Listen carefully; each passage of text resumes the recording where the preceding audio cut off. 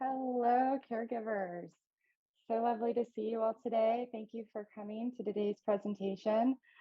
Whenever the school year starts, I don't know about you, but I always like to get a refresher on what my rights are, what my kids' rights are concerning IEPs. For those who don't know me, my name is Michelle Thorne. I am the Executive Director of Care for the Caregiver. And today I'm very excited to have on Hope Kirsch. Hope is like the perfect person to go to talk to about any kind of issues with special education and schools. So, just for a little background on Hope, Hope has had over 18 years working as a special education teacher and coordinator in the New York City public schools. And she also has a law degree from Brooklyn Law School, 30 plus post graduation credits in education supervision and administration. And she and her sister actually got pulled away to do law. Oh my gosh, how horrible. So today we have Hope here who is going to just talk to us about what our kids' rights are and what we as parents should be asking of our schools to make sure that our kids get the education that they deserve. Hope, thank you so much for being here. I'm so excited to learn from you today and to have you on here. Well, thank you. Thank you for having me. I wish I was in person because I am much more animated and fun and I give out prizes. But and so my sister is in the hearing right now. We play off of each other, and so that's always fun. But I usually end up doing most of the talking anyway, so no big deal. Just the disclaimer that all attorneys have to give you. I'm going to provide you information today, but it's really general information. Do not use it in place of legal advice. Do not say, Hope Kirsch, the attorney, told me this. You can say, I told you, but I didn't advise you. Okay, so it's limited what I can tell you. And if you ask me questions, it has to be general. I can't answer specifically as to your situation. All right, so today we're going to be talking, give you an overview of the laws that relate to students with disabilities, how students are identified and evaluated, what you need to know for IEPs, talk about placement versus location. That's a big one for me. And disputes, how to avoid them and how to resolve them before you go to an attorney or hopefully without an attorney. But I want to start with early intervention. Sometimes I include this in presentations, sometimes they don't. So I think that some of you may have little people out there like 0 to 3. So the law does apply to children from birth to age 2 and who have disabilities and their families. You can receive what's called early intervention services under Part C, which is called the Infants and Toddlers with Disabilities Program. That is actually part of the Individuals with Disability Education Act, or what I call the IDEA, what everyone calls the IDEA. So my sister, the way we got involved in this is I was doing insurance defense work. I was an attorney. I had been a special ed teacher. I was an attorney, and then my sister had twins, and they were born 10 weeks early. And so she had early intervention for them. She had massage therapists, occupational therapists, physical therapists, everything that you can imagine. That was under this program, and early intervention is key. So the boys are now 27 years old. One of them is typical. One of them is on the autism spectrum. And he also has a little cerebral palsy. He has some learning disabilities. He's got an assortment of stuff, but he's also a graduate of ASU with a teaching degree. Why is he so successful? Early intervention. And it all starts in the early years. If you know your child has disabilities at that point, you don't always, like with children with autism, you may not know until they're 3 or 6, or we have a case now, someone didn't know until they wasn't diagnosed until after age 18. But if you know you have these services in Arizona, now Arizona may have not the greatest schools, but we have really good early intervention programs, and that's through AZIP, AZEIP, and that serves children birth to 3 years old. And at 3, that's when schools take over. So you can look that information up. We had a concern about my other nephew's child, and he was 2, and so we had we went to AZIP for that.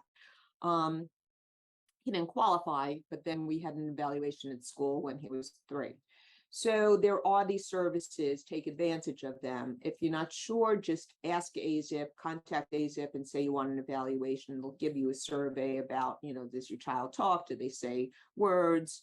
And it is a statewide program here in Arizona.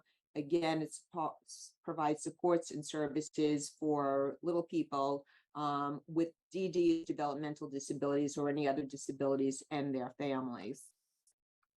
And the participating agencies. So once you hook into AZIP, you're also connected with Arizona Department of Education, with Access, Department of Health Services, Schools for the Deaf and Blind, and Economic Security. So there's a lot of safety nets here, a lot of systems. And so how do you qualify? You have to have a developmental delay, and that means that the child doesn't reach at least 50% of his or her developmental milestones for his or her chronological age in one or more of the following areas. So it would be physical. Physical is both fine motor and gross motor, or vision or hearing. Cognitive that's your intellectual ability, or what, the term IQ. Language and speech, so that's your communication. And social or emotional self-help, being able to feed yourself, for instance. I talk fast, I'm from New York, so I also have a lot to cover. So in what areas are early intervention services provided? Basically, whatever the area of delay is. So like I said, with my sister's kids, they both had massage. I love it, massage therapy, but it worked. Physical therapy, a cognitive development. It could be someone, a psychologist sitting with them and teaching them to match shapes and stuff. Communication, so you'll have the speech and language person. Social emotional development, that's play therapy. And adaptive, teaching them, life skills, how to eat, how to do things. And again, these services, this is kind of a redundant, but these are the services that are provided in all those areas. And so it's basically a team-based approach. Once you contact AZIP, there'll be a whole team that gets together. There's a team lead, and they will coordinate. And it's seamless. It really is so seamless. Don't get too used to it, because then you have problems when you get to school, because you're going to think school is as perfect as AZIP was. Okay. All right. So what are the laws that impact students with disabilities? So basically you have like I said, the Individuals with Disability Education Act, the IDEA, the Section 504 of the Rehabilitation Act of 1973, which we just call Section 504, just call it 504. Title II of the American with Disability Act, and Title III of the Americans with Disability Act. So the IDEA is a law ensuring services to children with disabilities throughout the nation, okay, in school, and also, as I said before, school. It governs how states and public agencies are state educational agencies, the Arizona Department of Education, your local school districts, and in charter schools, how they provide services for students with disabilities. The Americans with Disability Act, that's basically, Section 504 is non-discrimination. So we'll be talking about what happens if your child doesn't qualify for an IEP under the IDEA. They can then usually qualify for a Section 504 accommodation plan, and that's non-discrimination. That means that all students have to be treated, given equal access, okay?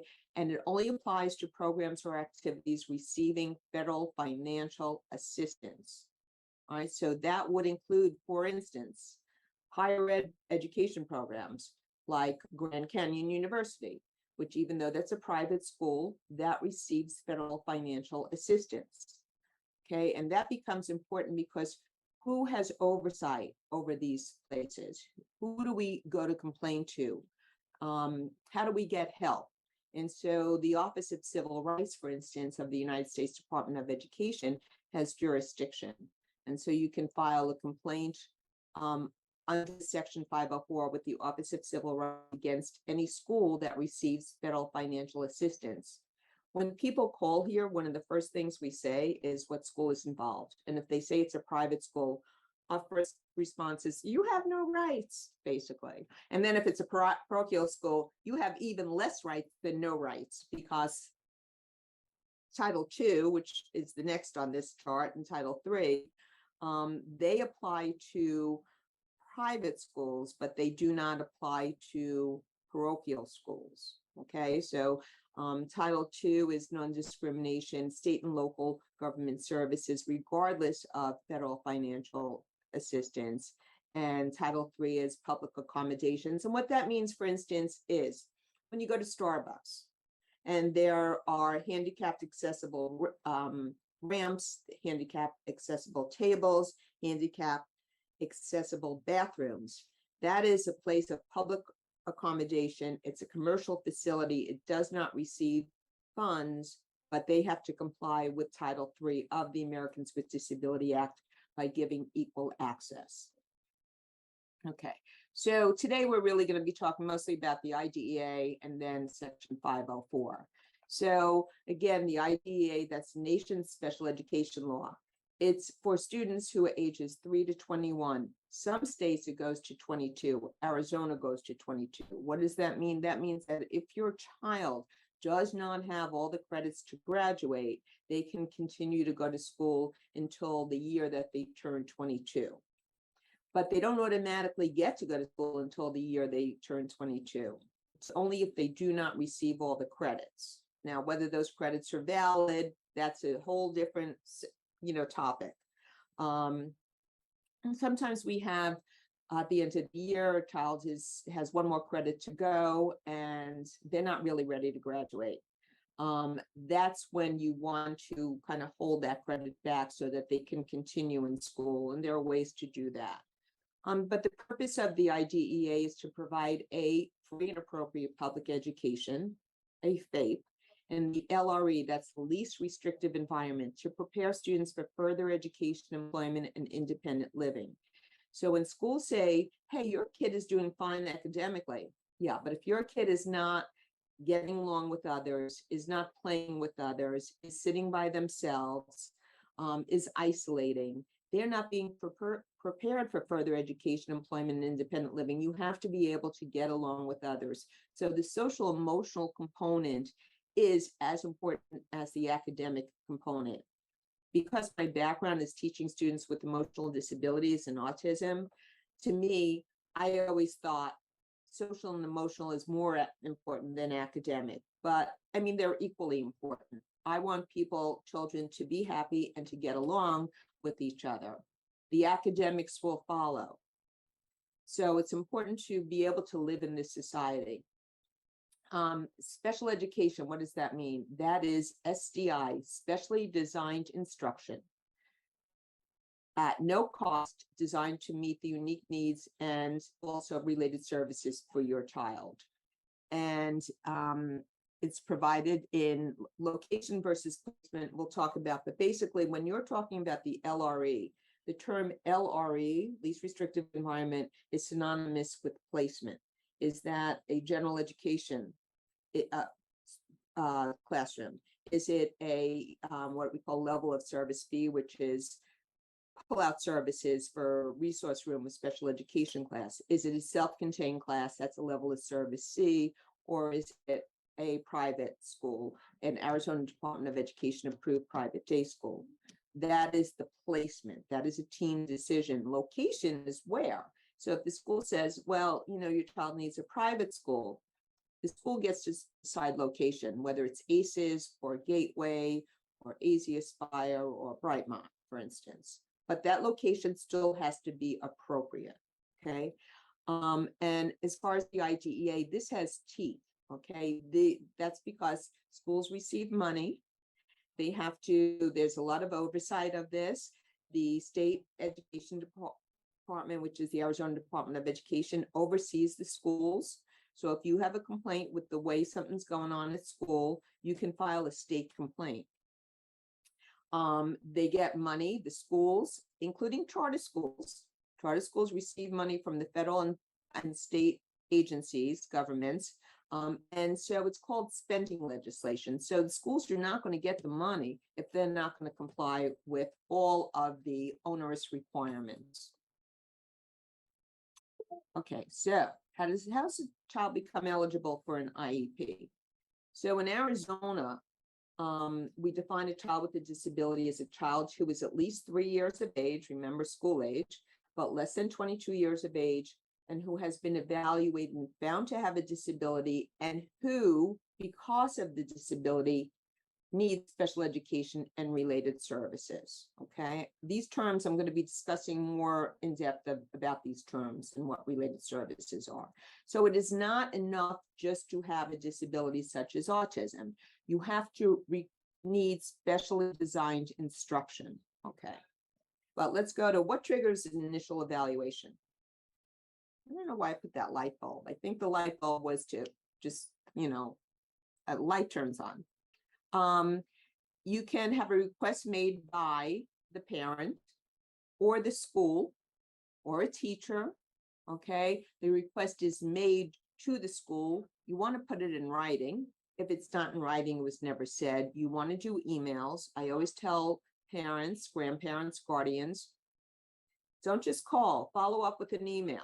And do the email to at least 2 people, preferably 3. Why? Because one person, it could go to spam and stay there forever. The great abyss was never received. Or they can win the lottery, not read the email, okay? Or they can quit. So you want to make sure it goes to always a school administrator. So a school administrator would be a principal. It would be the special education coordinator. It would be someone above a teacher, but also the teacher. And you don't need any magic words. You just say, I'm concerned about my child. I would like an evaluation. Even if you say I'm concerned about my child, that should trigger the initial evaluation. But schools will sometimes say, well, I didn't know you wanted an evaluation, even though under child find it should trigger it. So you would make the request to the principal, find out who the special education coordinator is for that school. You don't have to go up to the district level yet. If it's a charter school, if it's a single standing charter school, it would be definitely the headmaster, and they may or may not have a special education director. If it's one of the larger schools like Basis, Legacy, or ALA, then you want to send it also to the district office. And you'd say, I'm concerned about Johnny, he's struggling in school, okay? And I would like him evaluated. And say you want them evaluated for an IEP, but any evaluation should trigger an evaluation. Any request for an evaluation should trigger it for an IEP. But if you don't say it, they may say, oh, I thought you just wanted him evaluated for like a 504. And so how is the request made? In writing, email, okay? Even if you call up or a teacher calls and says, I'm concerned about your child, follow it up with an email. Thank you very much for the phone call. You expressed concern about Johnny. I agree. I would like an evaluation, and make sure that also goes to the administrator. And so legally, it does not need to be in writing. Practically, it absolutely does. Okay, everything needs to be in writing. I have a lot of cases I deal with on bullying. And I said, okay, send me the emails where you complained. Oh, I never complained. I just told them. You can ask Mrs. Jones. I told her, well, by the time I get to Mrs. Jones, or her attorney does, she's not going to remember the phone calls that you made about the bullying. So again, there are no magic words, but if you do say evaluation, please evaluate for an IEP. Can't dispute that. So that's coming from the parent. But what about child fines? Sometimes we have cases where I see the school should have evaluated. I see that a lot when it comes to discipline cases. Someone will come in here and the kid will have been suspended or expelled. And I start looking at the records. I go, wow, your child's been suspended like for the past 3 years, 10 times a year for all these things. That's a concern, because to me, kids aren't bad. Again, my background is emotional disabilities. When a kid is having behavior problems, that's a form of communication. Something's going on. They're stressed, they're anxious, they're depressed. That's an emotional disability that's causing that. So child find is the legal obligation of every school, every public school and charter school, to identify, locate, and evaluate a child they suspect of having a disability and needing special education. So what schools are doing lately is they're saying, yes, I thought that Johnny had autism, but he didn't need special education. Or I thought he had bad behaviors, but I didn't think he needed special education. Okay, so that's the way they get around it. But we've had a lot of success in challenging discipline cases based on child find, because by the time you end up at a disciplinary due process hearing, there was a lot of stuff that was going on already with that kid. And so I contact the school district's attorney and I say, you've got a child find obligation. We need to undo that suspension. And we've been successful because kids don't just automatically have a behavior problem without something else going on. So it's anyone suspected of having a disability and needing special education, even though they're advancing from grade to grade. Again, that's the academic portion. But if you're having behavior problems, that triggers an evaluation. And so we look at the red flags.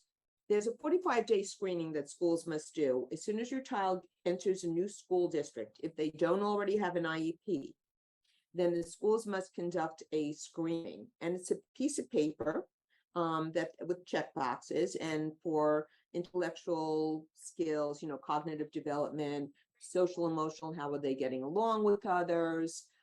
If anyone wants, they can email me and I can send them, a sample of what it looks like.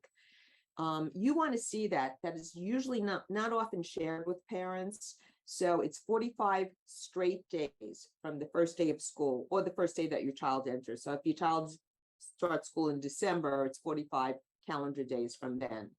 Emails. I want to see, do you save all those emails? Is the teacher saying that your kid is not turning in work, or your kid is distracted, or your kid is not concentrating? You want to save those emails are golden, okay? And then disciplinary actions. That's huge. Again, if kids are getting suspensions a lot, suspended a lot, then again, something's going on. Okay, what areas have to be evaluated when a school evaluates? Every area of suspected disability. So you have to do vision and hearing, all right? Also, that's when you ask the parents are asked about health. Does your child have any health problems? Are there any medical conditions, epilepsy, ADHD, anything? The schools look at the social and emotional status. How do they do that? They do observations in the classroom, and they also give you those surveys to fill out. Mom gets one, dad gets one, teacher gets one. And it talks about how the child asks questions about how the child relates to other children, how the child relates to adults. There's a general intelligence test, an IQ test. And by the way, when you do consent for evaluations, you don't have to check every box. I've had parents who do not want their child's IQ tested for whatever reason, and there are lots of different reasons. They don't want that, so you don't check the box, okay? Academic performance, so they'll look at the standardized test scores. They'll see what grades the child gets in school, how they communicate, fine motor, gross motor, not everything. If there's no reason to suspect a fine motor or any motor development issues, then those won't be tested. And very rarely do we even see physical physical therapy evaluations. And so these are how schools evaluate. This was actually something I took from an autism one. Like autism, there's no medical test for that. So those are just, you're looking at the symptoms. So if they suspect autism, you must look at the behavior. You have to interview parents. And then for everyone else also, it's standardized tests, checklists. The school psychologist is present at the MET. I'll talk about that in a minute, about the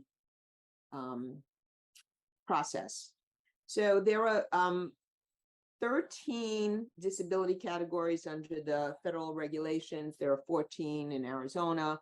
And so these are all the different areas that a child can be eligible in. Now, a lot of times a kid might have dyslexia. You don't see dyslexia on here, right? And schools will say, well, they used to say before parents got really smart, oh, your child has dyslexia. That doesn't qualify them for an IEP. That's not listed on this disability category. Well, it is a specific learning disability because it's a reading disability.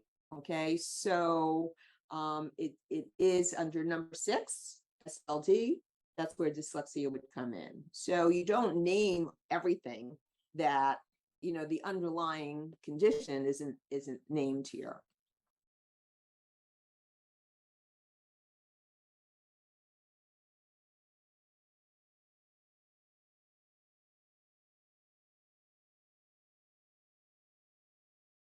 Speech part of it, but nothing else. You can request an independent speech evaluation, but the term IE is the umbrella for all of those. How do you request it?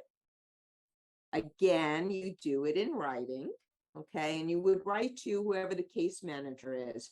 And again, try to send it to 2, preferably 3 people.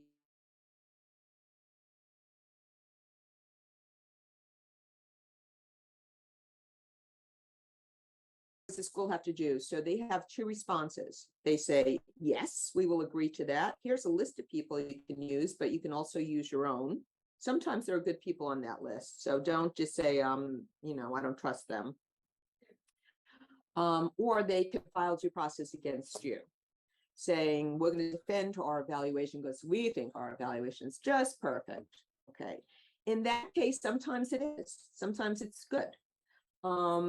What I've done in those cases is I'll look it over and I'm thinking, if I see holes in it, well, that's easy enough to call the attorney and say, you got really a problem here because your evaluation was not valid, reliable. If I'm not sure about it, I will have the parents pay to send it to someone for a quick review, just to see what, you know, a psychologist, a school psychologist, what do you think? Do you think that the school's evaluation will hold muster, or do you think there are holes in it and that an administrative law judge would agree that their evaluation was not sufficient? And so because there was a time when parents were always requesting an IEE. So schools are now trying to challenge that because it costs a lot of money. And so your rights after that are, you know, if you can go for the eval. If the school says yes, fine. If the school says no, files due process, and you think that you can challenge their evaluation, then rather than just responding to their evaluation, their due process complaint, what I do is I do a cross or a counter complaint to compel the IEE. Okay, so let's talk about the sequence. So once you request an evaluation, or in my sister's case with her kid, the school actually approached her, called her at work and said, we need to evaluate your son. And that's what started me in this whole special education law thing. Okay, so, well, it's been 10 years since I went to one of those meetings, but I'll go with you. And in those 10 years, a lot had changed. We walked into that meeting and everyone really is on your side, but it looks so contentious. There are like 10 people sitting there. And I'm thinking, oh my God, I was a special ed teacher and administrator. Here's a parent, we're both lawyers. We walk in and we're intimidated, you know? So it's scary because everyone's sitting there. They look mad as heck. Why do they look mad as heck? Because they've got a long day. It's 7 o'clock in the morning. They don't want to be there. They haven't had their coffee. So that's why they're not mad at you. It certainly looks like that. All right, so that's called the RED meeting, review of existing data meeting. That has to be within 15 school days of the request for an evaluation. If you request an evaluation the last week of school, right before the summer, the school doesn't have to evaluate until the 10th day when school resumes. Okay, you have 15 school days. There has to be a meeting notice, and there should be a prior written notice before the meeting just saying that we're going to have this meeting, or you get one right after saying we had the meeting and this is what was decided. PWN is prior written notice. Prior comes after things are decided. So why do they call it prior? Because it's prior to something happening. So say, for instance, you go to the RED meeting, that's when you discuss, what do we know about Johnny? He's having these behavior problems. He's distracted. we think he needs help, we think he needs to be evaluated.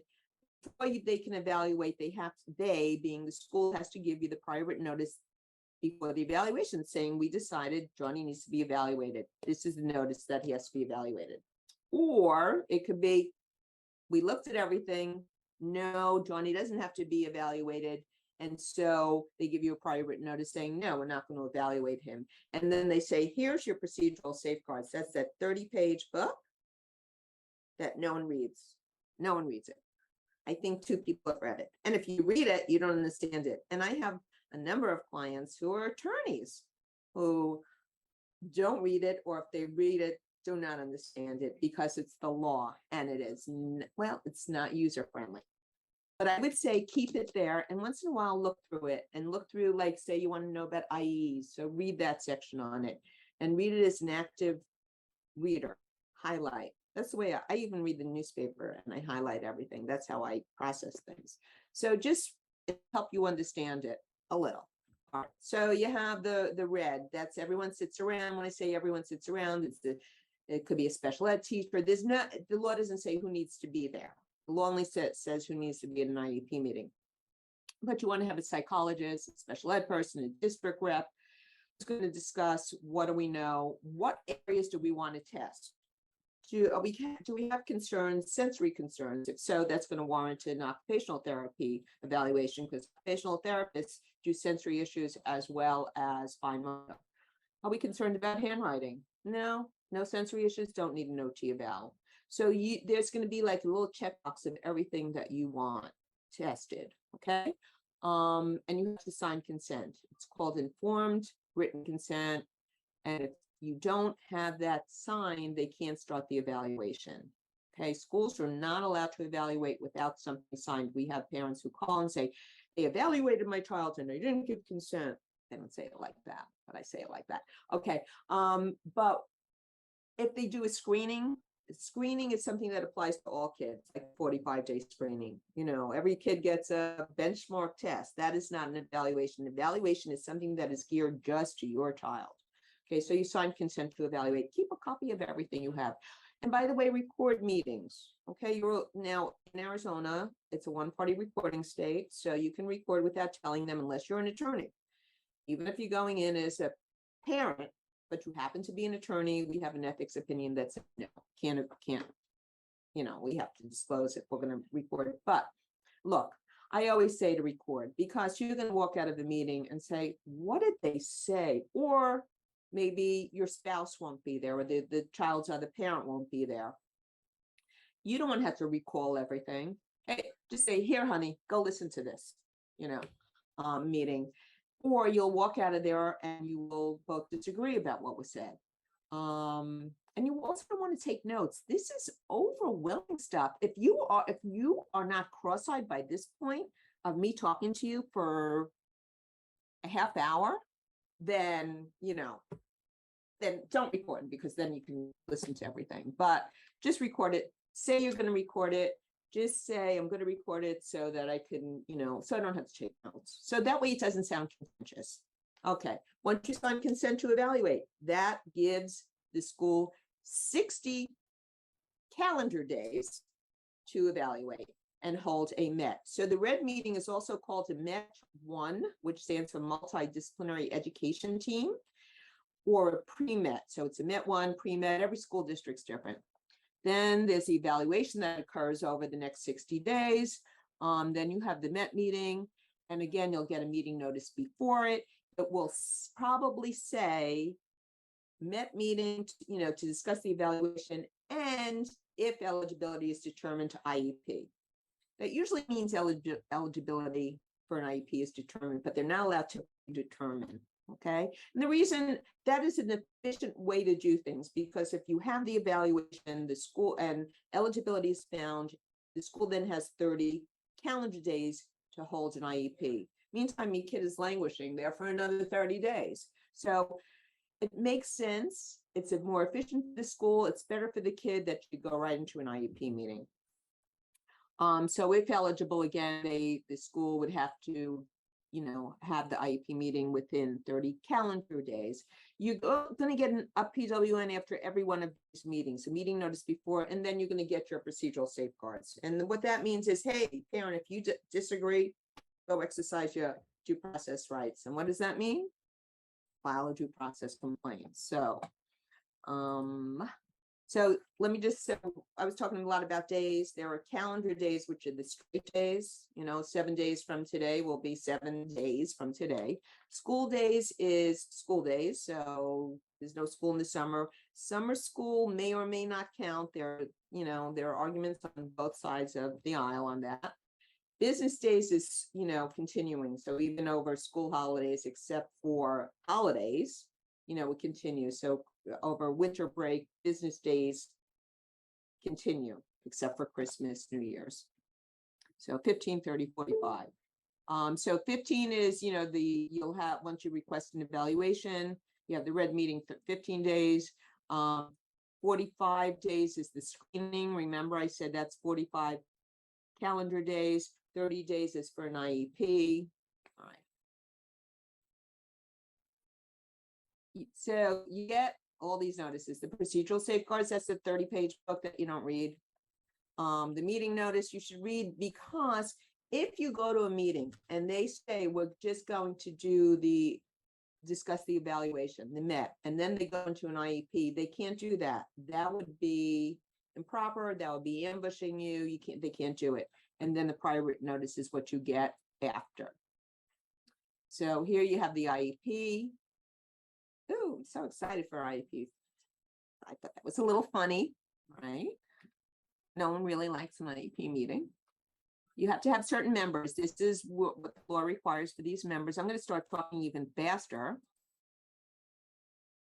A lot of these people can wear different hats, the same one person can wear different hats.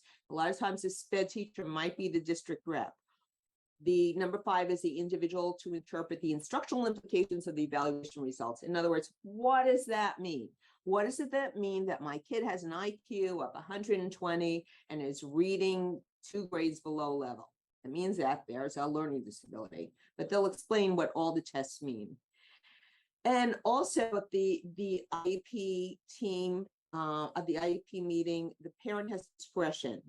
So does the PEA, which is the public educational agency, that's the school district. Anyone who has knowledge or special expertise regarding the child. All right, so here's what's important for you to know. If the school attorney shows up and was not listed on the meeting notice, you can say, please leave, okay? Because you were not listed on the meeting notice. I will just tell you as a caveat that sometimes there are certain school attorneys that I trust.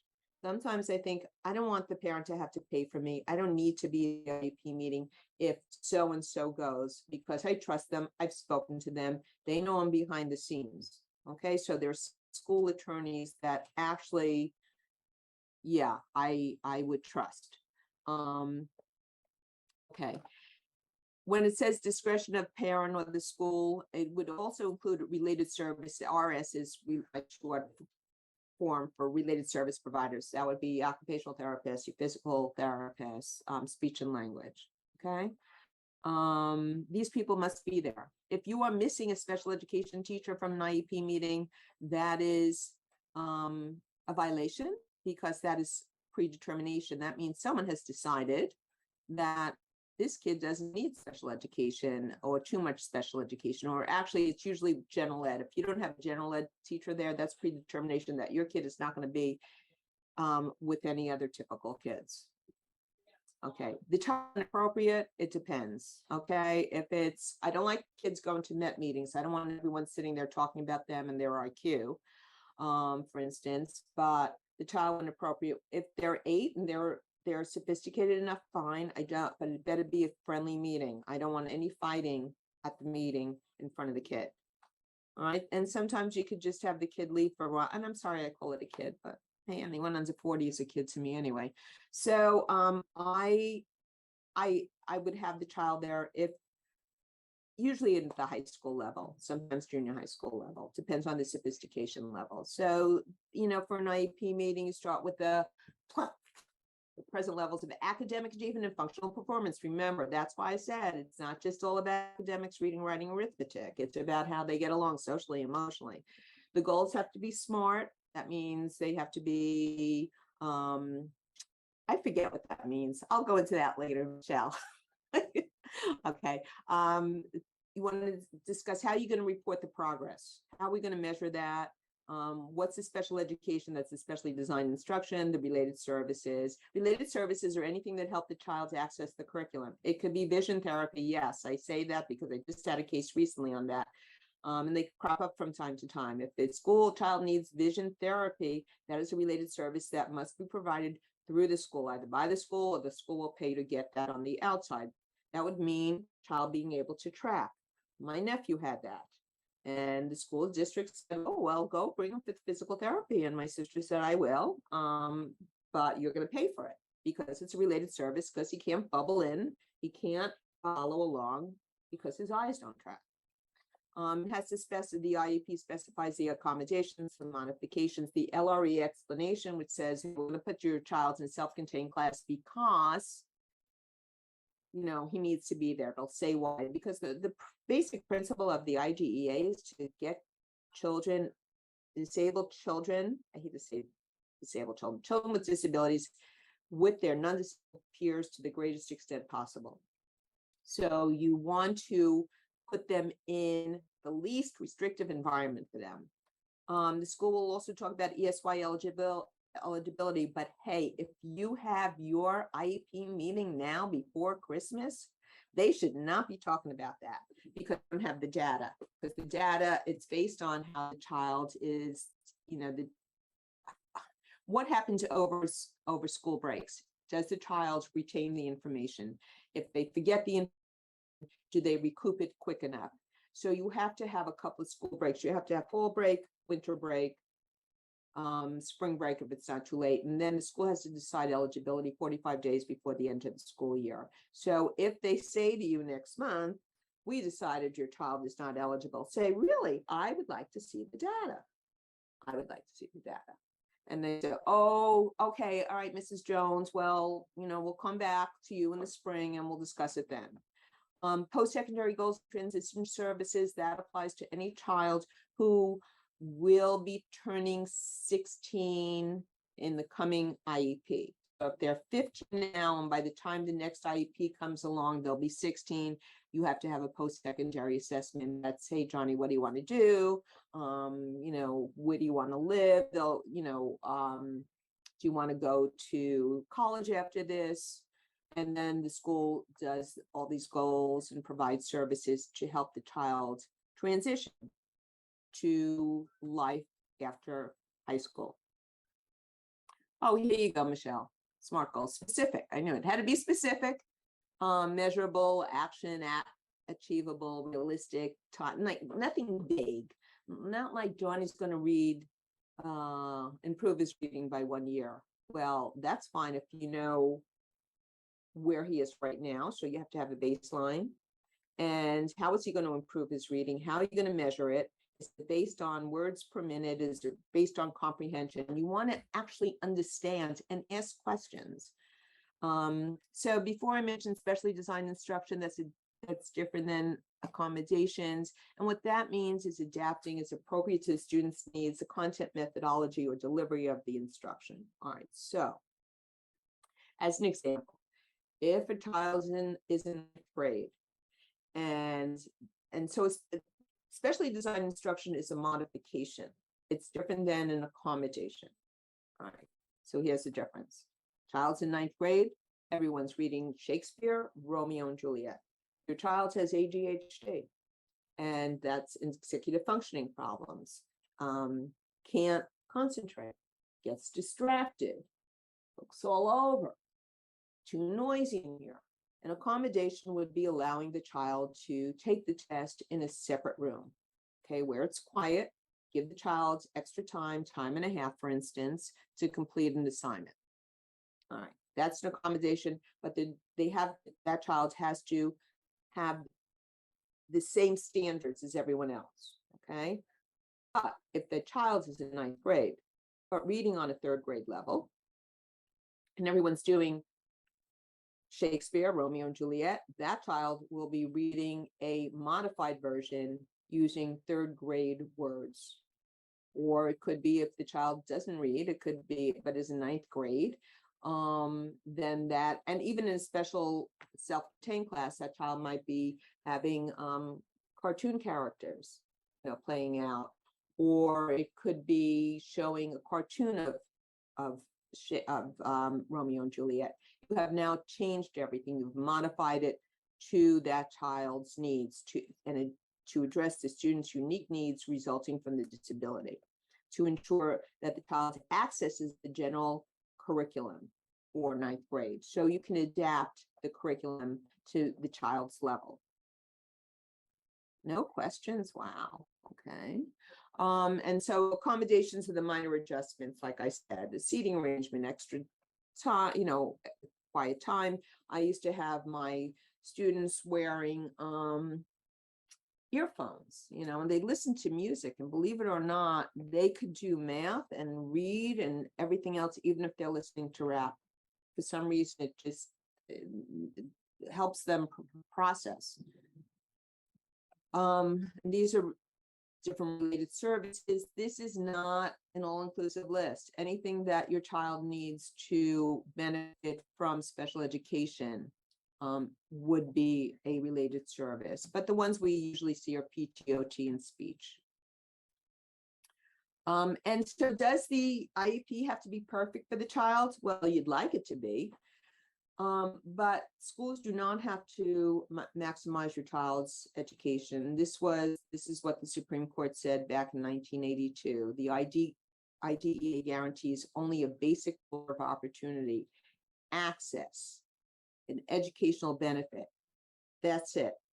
Not the best education. And this is based on a case where this little girl who is hard of hearing, in kindergarten, she had a sign language interpreter. The next year, the school removed the sign language interpreter, gave her an FM device. And the parents said, oh no, we want the sign language interpreter. That will help her learn even more. She was already doing fine. And the Supreme Court said, no, she doesn't get that. We do not guarantee that result. And a judge once said to me, oh, if your clients want, this is why I decide what I decide, because if your clients want what's best, let them go to private school, which is great, except that not everyone can afford private school, and the private schools aren't always so great anyway. That said, all that the IEP has to provide is access to education, not to meet your child's absolute potential. And so everyone always wondered, well, what does educational benefit mean? I mean, what does that mean? And around the country, all the courts defined it differently. It means a little progress, a lot of progress, minimal progress, maximum progress, whatever. And so there was a case that came out in 2017 that basically said that the IEP just has to be appropriately ambitious in light of the child's circumstances, and reasonably calculated to enable the child to make progress in light of their circumstances. Basically meaning, and it's got to be more than de minimis, more than a little. Okay, so if a child has Down syndrome, you're not going to dummy down the goals. You want the child to be able to do more than they're doing. You want them to be able to progress, but you don't have to maximize it. So we talked before about the level of service. So there's A, B, C, D, and E is RTC. And the whole goal is to put the child in the least restrictive environment, as close to the regular class as possible. These are the percentages that schools use to determine which level it is, because sometimes they'll say, well, we'll take Johnny out into a special education class for, 2 periods a day. Well, what does that come out to? Is that a 40%? Is it 9%? Is it level B or C? But that's the schools figure all that out. Okay. Just moving along. You don't like if the school tries to change placement. I mean, I had that just recently where a child moved to another school and came with an IEP for level A, and the school automatically said, oh no, we're going to put your child in level D. So all the parent has to do is say, I invoke stay put, which means stop. Don't change the placement. Don't. But then you have to you have to file a due process after that. But that's usually if you go to an attorney, where I get with the attorney and say, really, do you want me to do that? Because this is not, LRE for the child. The 504 and the ADA. So the difference between the IEP, basically, which is the IDEA, and the 504 is the 504 plan. You have to have, for an IEP, one of those 13 or 14 categories and requires special education, whereas for 504, you just need a mental and physical impairment that substantially limits a major life activity. So child with ADHD, they would qualify, okay, because they would have, that is a mental impairment, and it substantially limits what they could do because they're all over the place. They're distracted, even unless it's really, really a very minor ADHD. Schools receive money for under the IDEA for IEPs. They don't receive any money for 504s, but schools can be dinged. So even though they don't receive money, then the federal government can actually take away money. With both of these, the child going to college can be eligible for accommodations in college by going to the Disability Resource Center, having both an IEP or a 504. The real big difference, as I see it, is discipline. A child with an IEP cannot be suspended without services. They can be long-term suspended, but the school must provide services in like an alternative school or a private school somehow. With the 504, a child can be long-term suspended and even expelled without services, which I think is just philosophically, that's just crazy that schools kick out kids.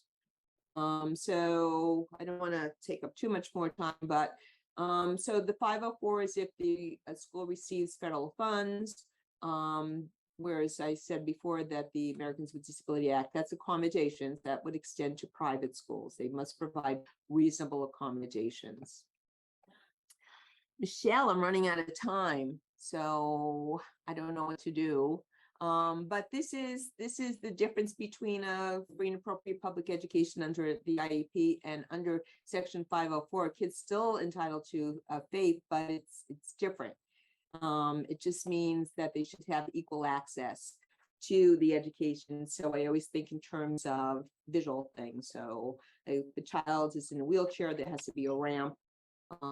If the child's classroom is on the second floor, they have to be able to ride the elevator. Reasonable accommodations.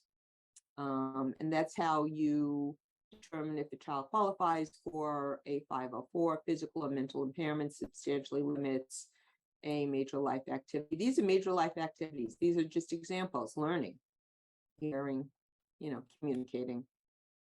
And this is what an accommodation plan looks like. All right, what should I do? How many more slides do you have?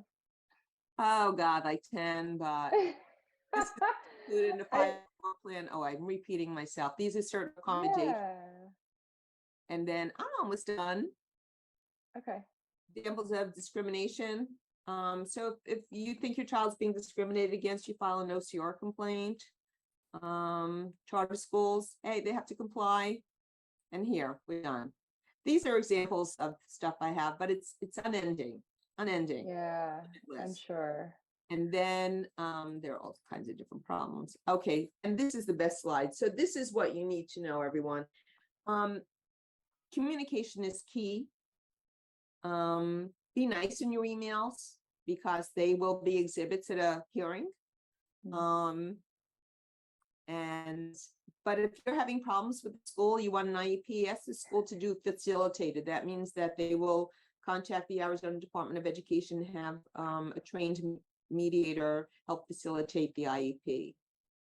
All right, if you have a state complaint that's for a procedural violation, you only have 1 year. Due process complaint, you have 2 years. Off of civil rights, you have 180 days. There's also personal injury actions. We don't do personal injury actions, but in bullying, if a child's been injured, that's when you have SL as the statute of limitations. You have 2 years after the child's disability ends, which child's disability doesn't end. Okay. So No, somebody said that they are interested in the I 504. So maybe you could just know, you're go so go ahead and okay. go back and take a minute and just I go have through. time.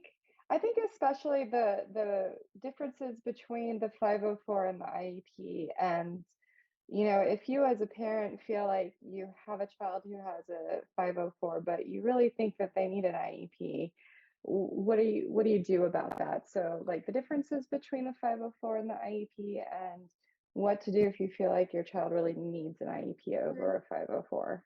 So a lot of times at an eligibility meeting following an evaluation for an IEP, the school says, no, your child doesn't qualify, but because they do have a disability, they will qualify for a 504. And so it's at least good to have that. That's just the accommodations. It means that the child's needs must be met the same as a child who doesn't have a disability. Okay, they have to be able to participate, but it's most important because of the accommodations. Okay, so this is what an accommodation plan might look like, now a child with an IEP does have accommodations. There's an accommodation section on the IEP. A child with a 504 does not have modifications, no specially designed instruction.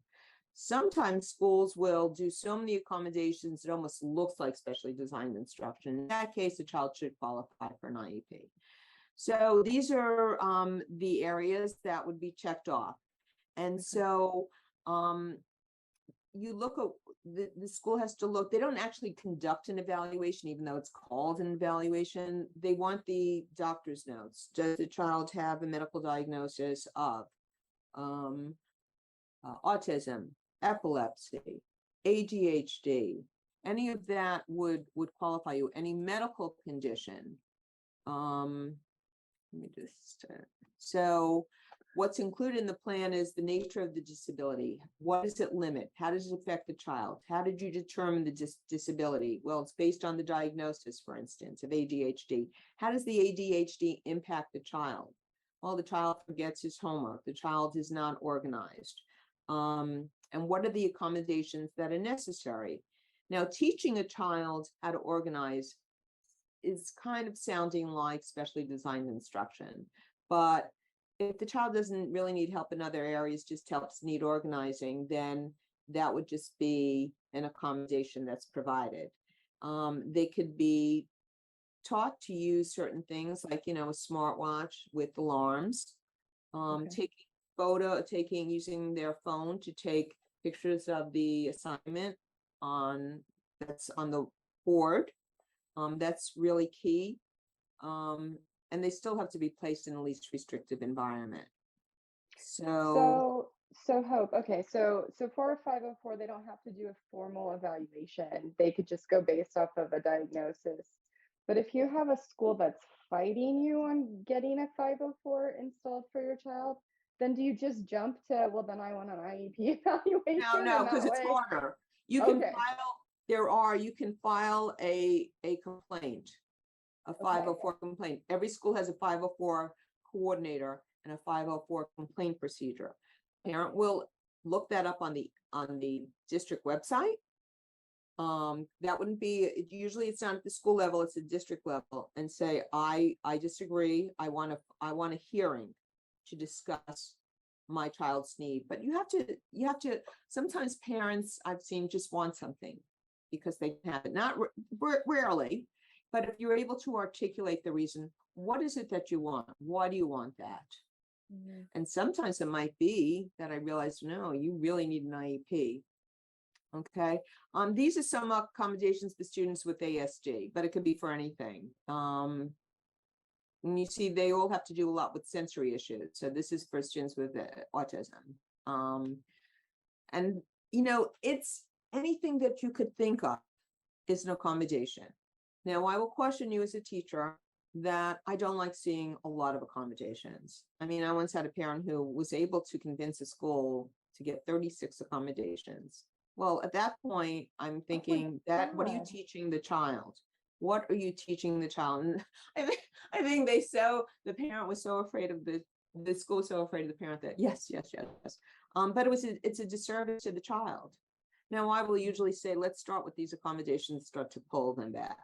And at the next 504 meeting, what can we take out? Even in an IEP, what can we take out? Okay. But these are examples of accommodations.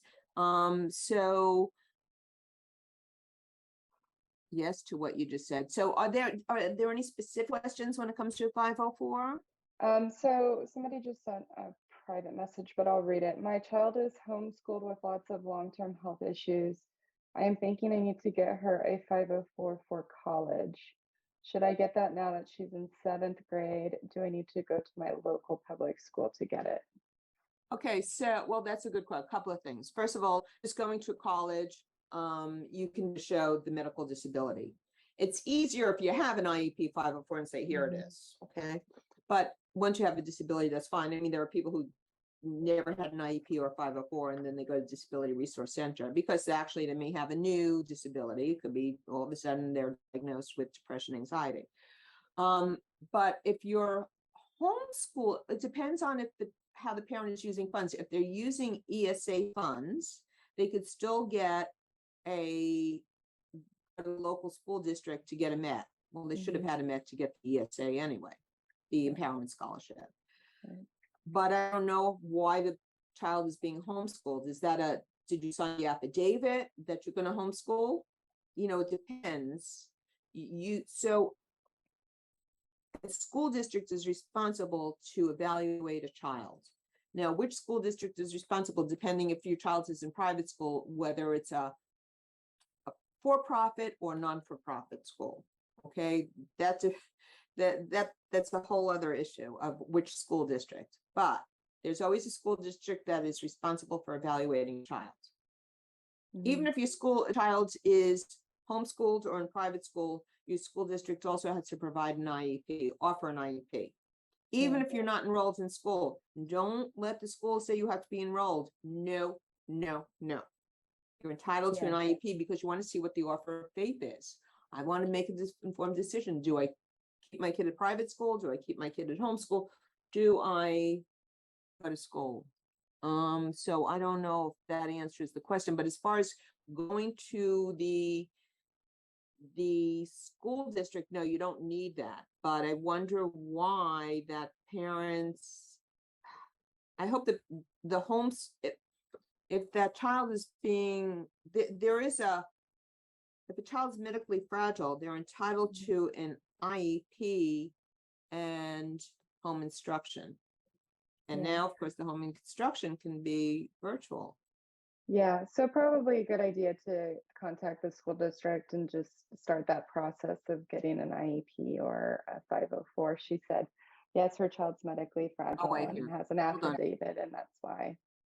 Oh, okay. My son is privately placed by a charter school. That means they're private. That means the charter school placed them in an Arizona Department of Education approved private day school. Been trying to set up IEP, but it feels like the charter school is ignored. How much time does the school have to set up the IEP meeting if the request was done during summer school? Well, in all fairness, schools are overwhelmed because they're lacking teachers now. But in a school has 45 school days to set up convene an IEP meeting under the law. However, if you think that you're being railroaded, then file a complaint with the Arizona Department of Education. So here's your link. See?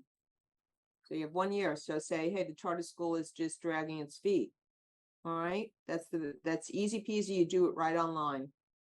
But I don't know how the private school, the private school could have the meeting and just invite the charter school, and the charter school doesn't have to be there. The charter school is paying for the private school. I don't know why they wouldn't want input in that, because here's what the private schools could do. The private school can also have all these other services tacked on and charge the charter school. So the charter school is foolish not to attend.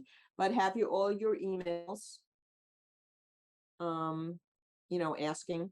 But the fact that you got a placement out of private school by a charter school is pretty big, pretty good. Can I ask you a question, Hope, about availability? So we know that right now there's a teacher shortage and there's a para shortage, and it's hard to find staff for a lot of the accommodations and the one-on-one support that our children need. What do we as parents like? What can we do if the school said, yeah, your kid is supposed to be pulled out for a special, or they're supposed to have this one-on-one support, but we Wait, don't have staffing, so we wait, can't accommodate that. sorry, sorry. That's okay. Okay, so what do What they are your do thoughts about that? if they're not getting the services that are on the IEP? Correct. Okay, then the school will owe compensatory services. So keep a log of it. Try to send something to the school every week, just letting you know I'm keeping a log of this. I hope you are too. I understand you'll owe me compensatory services, meaning that they will have to provide the services, make them up. It becomes punitive at some point, right? Because why should a kid have to attend 20 hours, over the summer or something?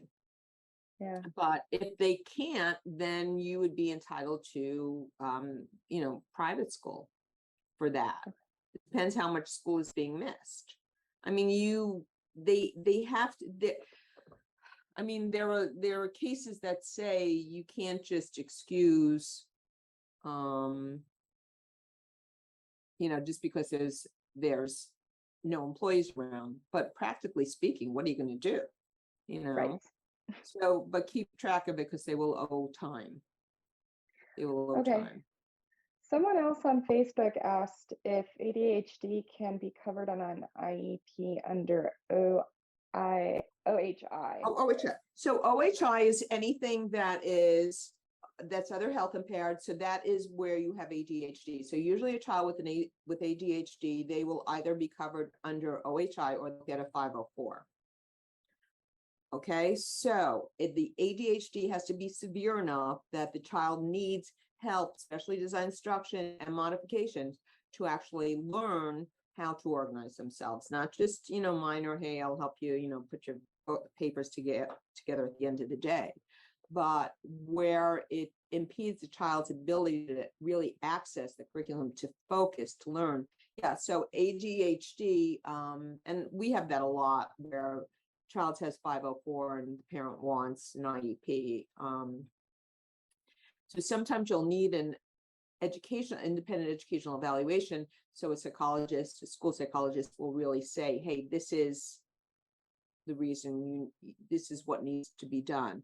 So other health impaired is a category that covers everything that would be covered under a 504, basically. Okay. So somebody else asked, do IEP accommodations apply to specials like music, arts, PE, etc.? Oh, yes. So there on the accommodations page, it says, where do we provide these accommodations? So we provide it in the classroom. Do we provide it, during tests? Do we do it in math? Do we do it in reading?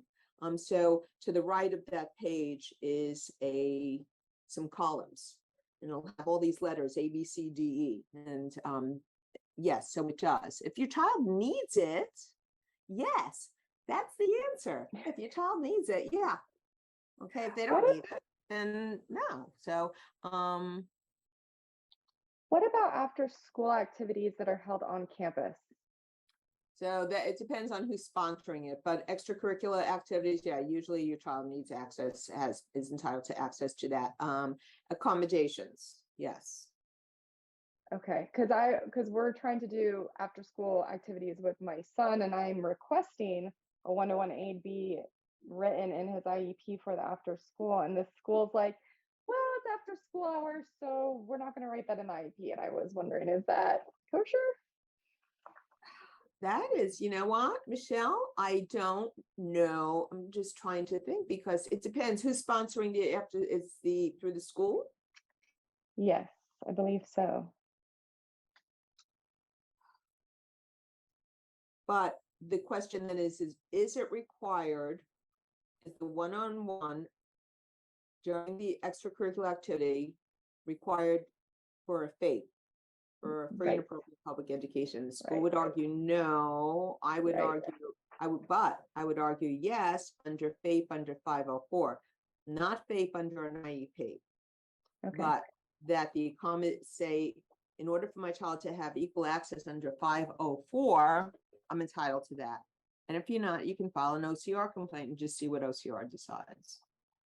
Okay, thank you. Does anyone else have any questions for Hope? These are some really, really good questions that you guys are putting up. So thank you. I'll just give a minute. and see if I Last have any chance. And if more. anyone wants any like this 45-day screening, just email me and I could send stuff. So somebody said, are schools allowed to refuse facilitating an IEP meeting? I don't think so, right? Wait, what is it? Are they allowed to what? Refuse to facilitate an IEP meeting. Oh yeah, they can actually. Which is stupid. Why? I don't know. I don't know. I don't know. But I've seen that. They don't want a third person there. I think they want to control it. Now, Scottsdale, I don't know if they still do, but they used to have one of the psychologists there would facilitate, and she was just fabulous. She was great. Well, she was great when I was there. It's hard. But I see when I go to an IEP meeting is that everyone's on their best behavior, but she's very good. So yeah, I don't know why they would refuse it. But if you're having a problem, then file a state complaint. If state complaint is different than due process complaint. State complaint is for procedural violations. So can you delineate what a facilitated IEP is versus just a regular IEP? Because I've never heard that term. So if someone comes in from the state, it's usually one of the mediators. And the mediators are usually trained in mediation, but there's one who is a former SPED director.